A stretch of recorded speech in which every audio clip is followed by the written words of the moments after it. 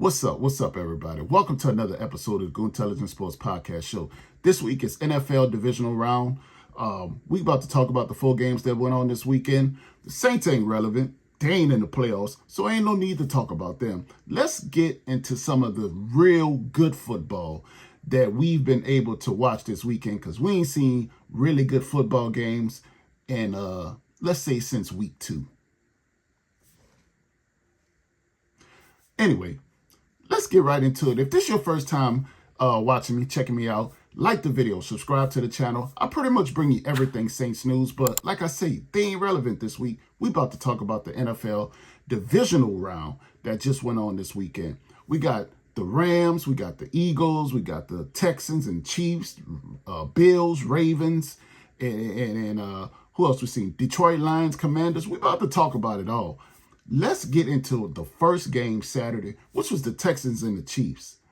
Patrick Mahomes is the greatest. There's no more to say about that game. The Texans didn't stand a snowball's chance in hell. I don't know who put any money on them, but I would hope you didn't, because you should know the Texans ain't going into Arrowhead and beating no Patrick Mahomes and the Chiefs. The Chiefs, they get a lot of calls. There's been a lot of whispers and whatnot talking about how the Chiefs get calls and how stuff works out in their favor all the time. I'm here to tell you it's true. Because when I seen yesterday with some of the calls, I was just like, man, like, Pat don't need no more help. Patrick don't need no more help. He gonna beat him anyway. But the NFL just want to make sure they boy get in there. They just want to make sure. But the Chiefs, I think the Chiefs is going to Chiefs-Bills going to be a real good game. Really, really, really good game next week. Let's talk about the second game that happened yesterday. The shocker had everybody like the Detroit Lions and Washington Commanders. Jaden Daniels is him. I don't think Jaden Daniels a rookie. That boy played in the NFL before or something. Like, he's poised. He seems to have complete command of the offense. Cliff Kingsbury is doing himself a great, like, if you watching the game, he interviewing for head coach positions while he on TV calling them plays. Because what he's doing with Jaden Daniels and the Washington Commanders is nothing short of a miracle. The Washington Commanders had the number 2 pick. The number 2 pick they took Jaden Daniels with in the NFL draft just last year. And this year, they are in the championship game. Not off no kickoff like a field goal. Not off no fluky call like, you know, what happened with the Saints and the pass interference not being called. None of that. They are absolutely beating teams. They beat the Tampa Bay Buccaneers last week. They beat the dog crap out of the number 1 team in the NFL, because the Detroit Lions had the best record in the NFL. They beat the number 1 seed in the NFC. Like I told y'all last week, it didn't matter who Detroit put in there, because all the injuries, they just seem to persevere through adversity. Not this week. All them injuries, it looked like they came to a head all at one goddamn time. Jared Goff looked like he was a rookie yesterday, throwing all them damn picks. Hey, man, Detroit, I don't know, man. I wanted the Detroit Lions to win. I wanted Teddy Bridgewater to win a high school championship and an NFL Super Bowl in the same season. They ain't never been done.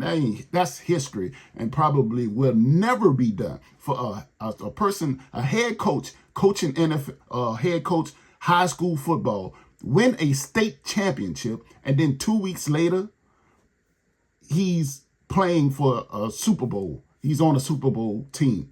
And he got into the game yesterday through a pass and with the reverse to Jameson Williams that went for the touchdown. But I want him to win, but Detroit's cursed.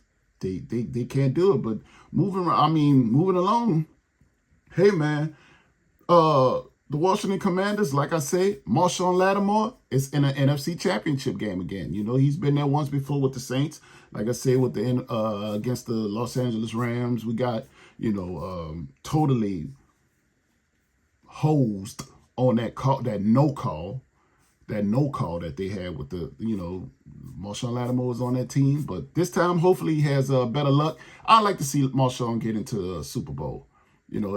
All these ex-Saint players that's still playing. We're gonna talk about a couple more that's with the Philadelphia Eagles. But I want to see it. I want to see one of these Saints players get themselves a ring, because they couldn't do it in New Orleans, and it don't look like we're gonna be relevant anytime soon going forward. But that's neither here nor there.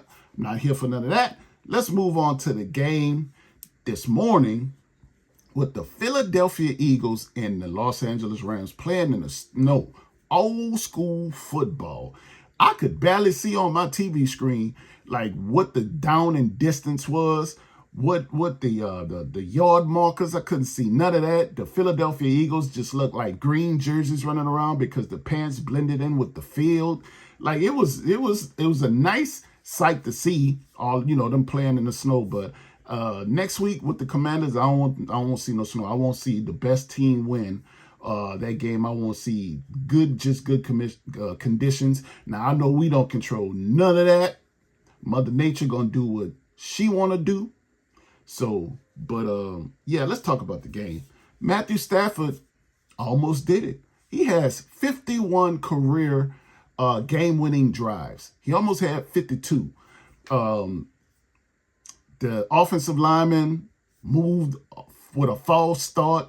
Then the center turns his back to Jalen Carter, of all people. Now, I can see if it were me on the defensive line rushing. Yeah, turn your back to me, because, I ain't no professional. Jalen Carter, one of them Georgia boys, what are you doing? What are you doing? He gets the sack on Matthew Stafford. Matthew Stafford on 4th down. Looks like he just threw the ball away. He had some pressure in his face, but damn, man. Do you understand there's no next week? I'd have just threw the ball up or something. You never know what happened. Pass interference, he might come down with the catch, or it might just be intercepted. I mean, shit, the game was over anyway. You never know. You never know.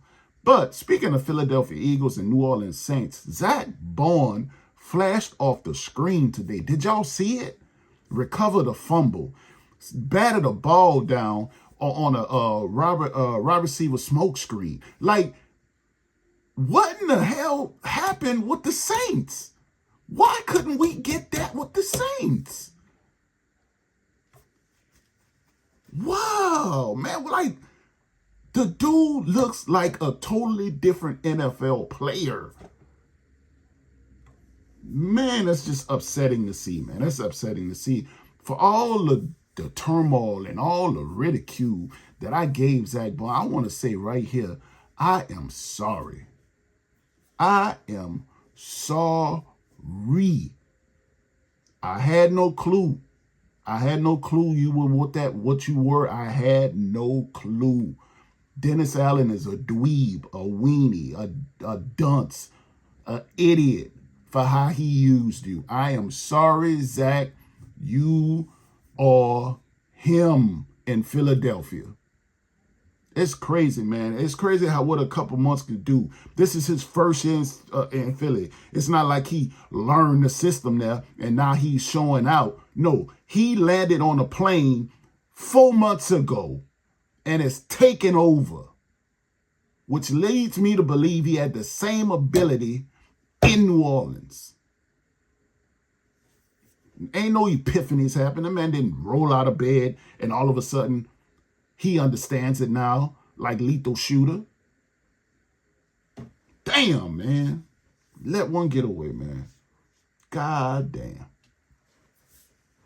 God damn. Damn it. Anyway.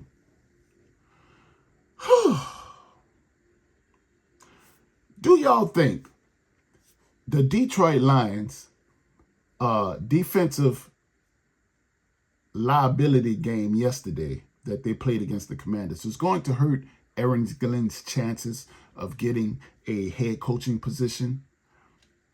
I'm of the opinion that it won't by this one game, but it doesn't help him. Now, I will say this. Ben Johnson probably strangled Jared Goff in the locker room, because He really took a hit yesterday. Jared looked lost. Jared really looked lost. I mean, interception after interception. Just looked lost. Man, I'd have just gave the ball to Jamal Gibbs and let him just run. The Washington couldn't stop him and just let him run. Just let him run. But I understand Dan Campbell crying. I understand it in this press conference, being emotional, because guess what? You have a chance to lose both coordinators. Now you got to replace both coordinators who, you know, they may come up in the ranks and probably try to do the same thing that Aaron Glenn and Ben Johnson were doing. But you don't strike like that. You got to strike when the opportunity is there. You got to strike while the iron is hot, as they say, because you're not guaranteed to get there. Dan Marino went to the Super Bowl in his rookie season, either the rookie season or first year, and never got back. The Buffalo Bills went to 4 Super Bowls in a row and lost every single one of them by double digits. They ain't been heard from since. They got opportunities now to get back. They got to go through Patrick Mahomes. But it is hard, man. Look at the Dallas Cowboys. Dallas Cowboys ain't won since 1996. They went through Tony Romo, Dak Prescott, Drew Bledsoe, naming all their quarterbacks. And Jaden Daniels come in one season and gets there before Dak Prescott. You ain't guaranteed, man. You're not guaranteed. You're not guaranteed. You're not guaranteed. So all this stuff, you know, I understand why Dan, you know, Jared Goff can come out, God forbid, come out next year, first game, blow out his ACL. What they going to do? We seen it happen before. Now, Tom Brady bounced back, but Tom Brady went to the Super Bowl, came back next year, blew out an ACL. He was gone for the entire year. Now, they went back after that, but they didn't go that year. You know, but hey, man, I understand. I understand why he got emotional. Who do y'all think are winning these NFC Championship games next week? Bills, Chiefs, Commanders, Eagles. I got to tell you, Commanders, Eagles is going to be a slobber knocker. I'm telling you now, you got two teams that know each other. Two teams that split in the regular season. Two teams that don't necessarily like each other. Divisional opponents. And they fighting to go to the Super Bowl. That's gonna be the one. I'm hoping Philadelphia wins, because what I don't want to hear for the next couple of months is about how Saquon missed out on the opportunity to set and make history. Because after what I've seen the last 2 weeks, he was absolutely getting 150 yards or so that he needed for that record. He would have gotten it. He would have gotten it. And it's shame on Nick Sirianni for not letting him do it. Bills, Chiefs. Man, the Bills beat the Chiefs 2 years ago. They beat them. They had them. And the Chiefs scored in 16 seconds. Something crazy like that. They had them. Now, they beat the Chiefs this season. So we got to check it out. I believe the Bills beat the Chiefs this year. I believe that. I believe the Bills finally get it done. I think you got the Eagles, Bills in New Orleans for the Super Bowl. That's my choice. That's what I'm going to go with. Y'all let me know in the comments who y'all think is going to represent the AFC and the NFC. I got Eagles, Bills. Yeah, that's going to be a good game. That's a good game. Bills and Eagles is a good game. In with no weather factor, a fast turf for Josh Allen to run all over Philadelphia, for Saquon to run all over Buffalo. We got A.J. Brown. We got the Bills and their defensive backs. And I say this, the Bills are hurting on that back end.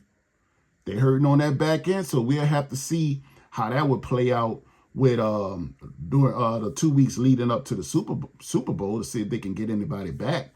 But that's my prediction. Now, will we see that? We might see Chiefs, Washington Commanders.